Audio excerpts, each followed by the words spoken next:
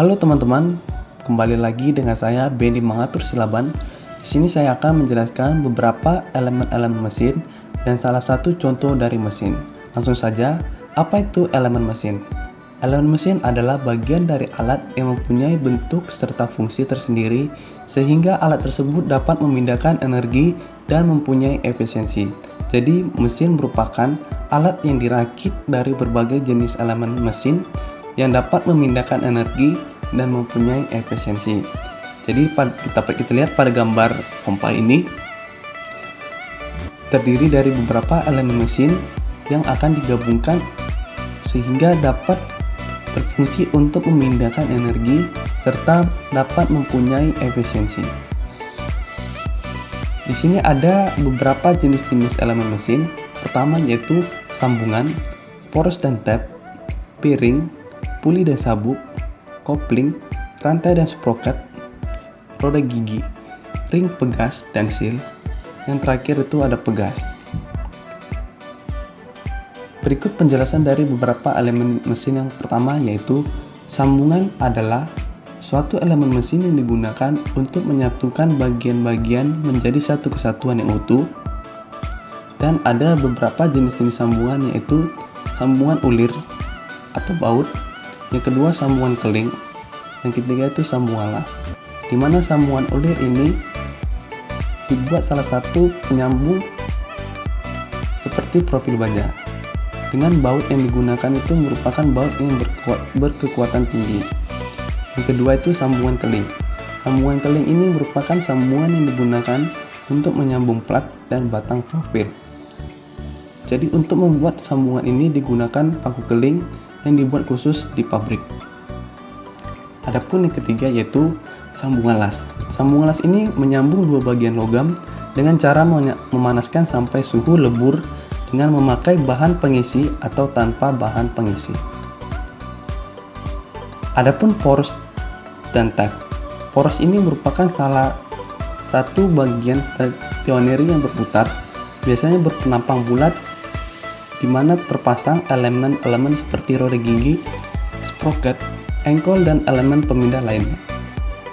Adapun jenis-jenis poros yaitu poros lurus dan bertingkat, serta poros engkol. Mana poros lurus dan bertingkat ini terdapat pada poros baling kapal dan poros generator listrik. Kemudian ada poros engkol, di mana poros engkol ini terdapat pada poros motor torak atau motor bakar dan poros kompresor. Di sini ada tab. Tab merupakan suatu elemen mesin dengan bantalan yang berputar, tidak meneruskan daya atau momen puntir, tetapi menahan beban lengkung akibat pembebanan langsung maupun tidak langsung. Di sini ada jenis-jenis tab, yaitu pertama tab murni. Tab murni ini merupakan bagian mesin dengan bantalan yang berputar. Misalnya pada contoh tab roda gigi, pengantar mesin bubut, dan tab engkol tunggal. Yang kedua itu ada tab poros. Tab poros ini merupakan ujung poros yang mendukung beban akibat gaya reaksi pada bantalan. Selanjutnya ada bearing atau bantalan. Bantalan ini adalah mesin yang menempuh poros berbeban sehingga putaran dapat berlangsung secara halus, aman, dan tahan lama. Adapun jenis-jenis bantalan menurut gerakan terhadap poros yaitu bantalan luncur. Bantalan luncur ini memperkecil gesekan luncur antara poros dan bantalan, dikarenakan permukaan poros ditumpuk oleh permukaan bantalan dengan perantaraan lapisan pelumas. Selanjutnya ada bantalan gelinding. Gelinding ini berfungsi untuk memperkecil gesekan putar antara bagian yang berputar dengan yang diam melalui elemen putar seperti bola, rol jarum, atau rol burat. Di sini ada kopling. Kopling adalah elemen mesin yang berfungsi untuk menyambung atau meneruskan dan memutarkan putaran dari poros penggerak ke poros yang digerakkan. Ada beberapa contoh dari kopling, yaitu kopling kaku, kopling karet, kopling rantai, dan kopling flange. Adapun rantai dan sprocket. Rantai dan sprocket ini merupakan suatu elemen mesin yang digunakan untuk memindahkan daya atau putaran dari poros penggerak ke poros yang digerakkan.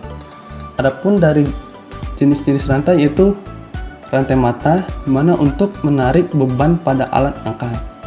Yang kedua itu ada rantai engsel atau roll yang digunakan untuk alat-alat transmisi. Jadi sprocket ini berbeda dengan roda gigi, di mana sprocket tidak pernah bersinggungan dengan sprocket lainnya dan tidak pernah cocok. Nah, di sini ada pulley dan belt. Pulley dan belt ini memiliki fungsi yang sama, yaitu suatu elemen mesin yang digunakan untuk memindahkan putaran atau daya dari poros penggerak ke poros yang digerakkan. Di sini ada beberapa jenis-jenis pulley, dapat kita lihat. Dan selanjutnya itu ada roda gigi. Roda gigi ini adalah suatu elemen mesin yang digunakan untuk memindahkan daya atau putaran dari poros penggerak ke poros yang digerakkan dengan perantara gigi-gigi yang menekan pada roda gigi lain secara berurutan. Adapun jenis-jenis roda giginya itu, pertama itu roda gigi silindris, roda gigi kerucut, roda gigi cacing, roda gigi dalam, dan yang terakhir itu batang dan gigi. Dapat kita lihat pada gambar. Nah, di sini ada seal. Seal ini merupakan suatu elemen mesin yang berfungsi untuk mencegah kebocoran lidah atau oli, greaser, atau air. Jenis-jenis seal menurut bentuknya itu ada O-ring seal, key-ring seal, dan ketiga itu ada flat ring seal. Selanjutnya ada pegas. Pegas berfungsi untuk memberikan gaya, melunakkan tumbukan, menyerap atau menyimpan energi, mengurangi atau menambah getaran. Terdapat jenis-jenis pegas itu pegas tarik, pegas tekan, pegas puntir, dan dapat kita lihat pada gambar jenis-jenis pegasnya. Selanjutnya di sini saya akan menjelaskan salah satu contoh mesin. Di sini saya mengambil roll, di mana roll ini merupakan perangkat mekanis yang berbentuk silindris yang berfungsi sebagai alat pendukung, penghantar, penekan, pengering dalam proses produksi kertas dengan gerakan berputar. Yang pertama itu ada guide roll. Guide roll ini berfungsi sebagai alat pengarah clothing felt atau fabric canvas tetap berputar atau berjalan secara terus-menerus dalam loopnya pada track yang benar. Selanjutnya ada stretch roll. Stretch roll ini berfungsi untuk menjaga ketegangan wire selama operasional, di mana pada umumnya penggerak wire stretcher ini menggunakan air motor. Selanjutnya ada press groove roll. Press groove roll ini adalah press snip roll yang berfungsi